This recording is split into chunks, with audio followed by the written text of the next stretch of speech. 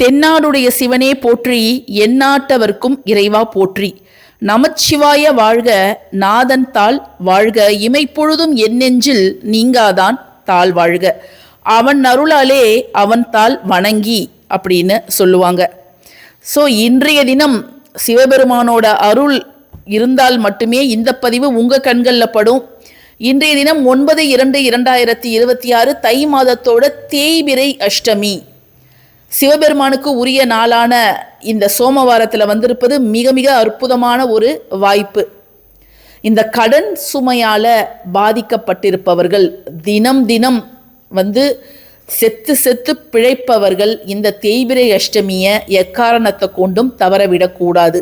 இந்த தேய்பிறை அஷ்டமியில் என்னால் பூஜையெல்லாம் பண்ண முடியாதுங்க, விளக்கெல்லாம் ஏற்ற முடியாது, நீங்கள் சொல்கிற விஷயத்தெல்லாம் என்னால் செய்ய முடியாது, இதை செய் அதை செய் அப்படின்னு என்கிட்ட சொல்லாதீங்க, நானே நொந்து போய் இருக்கிறேன் அப்படின்ட்டு நிறைய பேர் சொல்கிறது உண்டு. நீங்கள் எதுவுமே செய்ய வேணாங்க.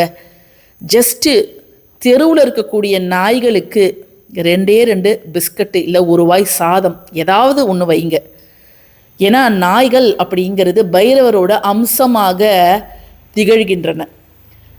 தினம்தோறுமே நம்ம அந்த வாயில்லா ஜீவன்களுக்கு உணவு வைப்பது நல்லது. அதிலும் இந்த அஷ்டமி தினங்களில் அது வளர்பிறையோ தேய்பிறையோ நீங்கள் நாய்களுக்கு உணவு வைப்பது அப்படிங்கிறது ரொம்ப ரொம்ப நல்லது.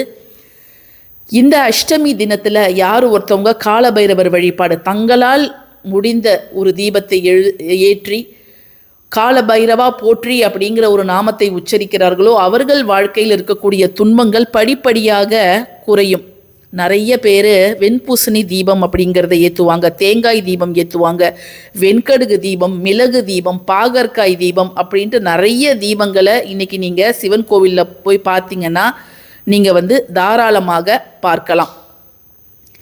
இந்த நாளில் நாம் இன்றைய தினம் செய்ய வேண்டிய மிக மிக எளிமையான ஒரு வழிபாடு. இன்று காலை 5 மணிக்கு ஆரம்பித்து நாளை காலை 7 மணி வரைக்கும் இந்த தேய்பிறை அஷ்டமி திதியானது இருக்கின்றது.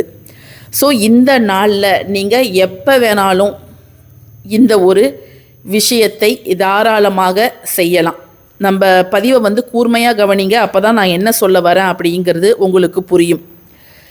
இந்த ஒரு வழிபாடு முக்கியமாக கடன் சுமை தீருவதற்காக தான் நான் இப்போ உங்ககிட்ட பகிர்ந்துக்க போகிறேன்.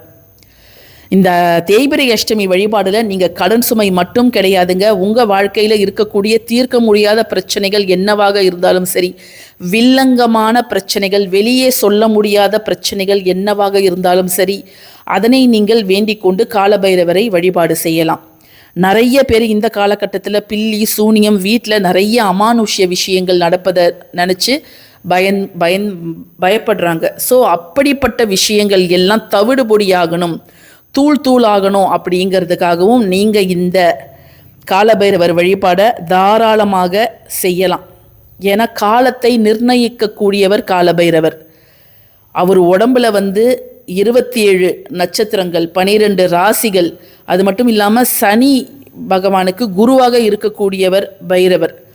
ஸோ அனைத்து விதமான பிரச்சனைகளையும் தீர்க்கக்கூடிய சக்தி காலபைரவருக்கு இருக்கின்றது. அஷ்ட பைரவர்கள் இருக்கிறாங்க. நம்ம ஒரு பைரவரை இன்றைய தினம் வழிபாடு செய்தாலே நமக்கு நல்ல காலம் பிறக்குங்க. இன்றைய தினம் நாம் செய்ய வேண்டிய மிக மிக முக்கியமான ஒரு வழிபாடு தாங்க இது. இப்போ நான் எழுதியிருக்கிறது கடன் சுமையை தீர்ப்பதற்கான மிக சக்தி வாய்ந்த ஒரு ஸ்விட்ச் வேர்டு. இது ஸ்விட்ச் வேர்டுன்னு நம்ம சொல்ல முடியாது, இது ஒரு சென்டென்ஸ் மாதிரி தான் இருக்குது, வாக்கியம் மாதிரி இருக்குது. இதில் 4 வார்த்தைகள் சேர்ந்து இருக்குது. Cancel, late, magic, somehow. இதில் கேன்சல் அப்படிங்கிறத தனியாக பார்த்தீங்கன்னா அது ஒரு ஸ்விட்ச் வேர்டு, இலேட் அப்படின்னு பார்த்தீங்கன்னா அது ஒரு ஸ்விட்ச் வேர்டு, மேஜிக், சம்ஹவ். எப்படியாவது அந்த பண ரீதியான பிரச்சனைகளை சரி பண்ணிடுங்க அப்படிங்கிறதுக்காக தான் இந்த ஒரு கேன்சல், இலேட், மேஜிக், சம்ஹவ் அப்படிங்கிற இந்த ஒரு வாக்கியத்தை நாம் பயன்படுத்துகிறோம். இன்றைக்கு நீங்கள் இதை மாதிரி ஒரு வெள்ளை பேப்பர் எடுத்துக்கோங்க. வெள்ளை பேப்பர் எடுத்துக்கிட்டு அதில் சிவப்போ அல்லது ப்ளூவோ அல்லது க்ரீனோ எந்த பேனாவிலையாவது இதை நீங்கள் எழுதிக்கலாம். இந்த ஒவ்வொரு வரியையும் நீங்கள் முழுவதுமாக தான் எழுதணும். கேன்சல், இலேட், மேஜிக், சம்ஹவ் அப்படின்னு எழுதிட்டு தான் அடுத்த வரிக்கு நீங்கள் வரணும். கேன்சல் கேன்சல் கேன்சல் கேன்சல்னு எழுதிட்டு இலேட் அப்படின்னு எழுதுறது வந்து அவ்வளோ நல்லது கிடையாது. ஸோ 8 முறை இதை நீங்கள் எழுதுங்க. நீங்கள் வந்து இன்று இரவு எத்தனை மணிக்கு வேணாலும் இந்த பதிவை உங்கள் கண்களில் படுது அப்படின்னா நீங்கள் பார்த்த உடனேவும் நீங்கள் எழுதலாம். உங்கள் வீட்டில் இருந்தால் தான் இதை நீங்கள் செய்யணும் அப்படின்னு அவசியம் கிடையாது. நீங்கள் உங்கள் அம்மா வீட்டில் இருக்கிறீங்க அல்லது சொந்தக்காரங்க வீட்டில் இருக்கிறீங்க அப்படின்னாலும் இதை நீங்கள் தாராளமாக செய்யலாம். நீங்கள் இன்றைய தினம் அசைவம் சாப்பிட்ருந்தாலும் சரி அல்லது தீட்டு காலங்களில் இருந்தாலும் சரி இதை வந்து நீங்கள் தாராளமாக செய்யலாம். ஒன்றும் தவறு கிடையாதுங்க. இப்போது நம்ம இந்த பேப்பரில் இந்த வரிகளை எழுதியிருக்கிறோம் இல்லையா, 8 முறை எழுதியிருக்கிறோம். இதுக்கு மேலே நீங்கள் வைக்க வேண்டிய மிக முக்கியமான ஒரு பொருள் என்ன அப்படின்னு பார்த்தீங்கன்னா வெண்கடுகு. வெண்கடுகு அப்படிங்கிறது இந்த ஹிமாலய மலைத்தொடர் பகுதிகளில் இருக்கக்கூடியது.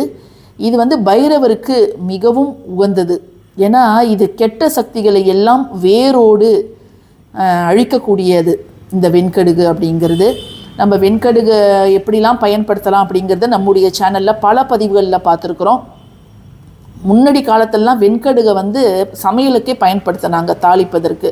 பட் காலம் போக போக கருப்பு நிற அந்த கடுகு தான் பயன்படுத்தப்பட்டது. இது வந்து ஆன்மீக பயன்பாடுகளுக்காக இதை வந்து ஒதுக்கி வச்சுட்டாங்க. இந்த வெண்கடுகில் சாம்பிராணி போடுறது, இந்த வெண்கடுகு வந்து நம்ம பயன்படுத்தும் பொழுது நம்ம வீட்டில் இருக்கக்கூடிய எதிர்மறை ஆற்றல்கள் இவையெல்லாம் வந்து வேரோடு நீக்கப்படும். ஸோ இந்த வெண்கடுகு நீங்கள் கொஞ்சம் இந்த பேப்பரில் வச்சுடுங்க. இந்த பேப்பரை ஜஸ்ட்டு அப்படியே மடிச்சிடுங்க. இப்போ வெண்கடுகு எனக்கு கிடைக்கவே இல்லை அப்படிங்கிற பட்சத்தில் நீங்கள் உங்கள் சமையலில் இருக்கக்கூடிய சாதா கடுகு இருக்குது இல்லையா, கருப்பு நிறத்தில் இருக்கும்ல அந்த மஸ்டர்டு, அதை வந்து நீங்கள் பயன்படுத்திக்கலாம். ஸோ அதை நீங்கள் பயன்படுத்தி இந்த பேப்பரை வந்து மடிச்சிடுங்க. மடிச்சுட்டு உங்கள் வீட்டுக்கு வெளியில் அது எந்த இடமாக வேணாலும் இருக்கலாம், கொல்லைப்புறமோ முன்புறமோ பால்கனியோ மொட்டை மாடியோ என்ன வேணாலும் இருக்கலாம். நன்றாக வேண்டிக்கிட்டு இதை மடிச்சுட்டு இதற்கு மேலே சாதாரண கற்பூரம் வைத்து அதை வந்து நீங்கள் எரிச்சிடலாம். எரிச்சிட்டு மறுநாள் காலையில் அந்த ஆஷஸ் எல்லாம் எடுத்து குப்பையில் நீங்கள் போட்டுடலாம். ஒரு அகலில் வைங்க அல்லதுனா தேங்காய் சிரட்டையில் வச்சு இதை நம்ம தாராளமாக எரிச்சிடலாம். ஸோ இவ்வளோ தாங்க நீங்கள் செய்யணும். சக்தி வாய்ந்த ஒரு வரி, அதை 8 முறை எழுதுங்க. அந்த பேப்பருக்குள்ளார வெண்கடுகு இதை வந்து மடிச்சிடுங்க. மேலே நார்மலாக நம்ம பூஜைக்கு பயன்படுத்தக்கூடிய கற்பூரம், இவை மட்டுமே போதுமானது. இது எல்லாமே நம்ம ஒரு சின்ன முயற்சி தான். உண்மையான உழைப்பு யார் போடுறாங்களோ, உத்வேகமாக யார் உழைக்கிறார்களோ அவங்களிடத்தில் அந்த கடன் தீருவதற்கான ஒரு சக்தி தானாக பிறக்கும். ஸோ கடனை அவங்க கொஞ்சம் கொஞ்சமாக அடைப்பாங்க. கூடவே இதெல்லாம் வந்து சின்ன சின்ன ஒரு சப்போர்ட்டிவ் மெஷர்ஸ் தான், சரிங்களா? ஸோ இதை மட்டும் இன்றைக்கி நீங்கள் செஞ்சு பாருங்கள். நிச்சயமாக நல்ல முன்னேற்றம் அப்படிங்கிறது இருக்கும். இந்த பதிவு உங்களுக்கு பிடிச்சிருந்ததுன்னா கட்டாயமாக லைக் பண்ணுங்கள், ஷேர் பண்ணுங்கள், நம்ம சேனலுக்கு சப்ஸ்கிரைப் பண்ணுங்கள். தேங்க்யூ ஃபார் வாட்சிங் திஸ் வீடியோ. நன்றி.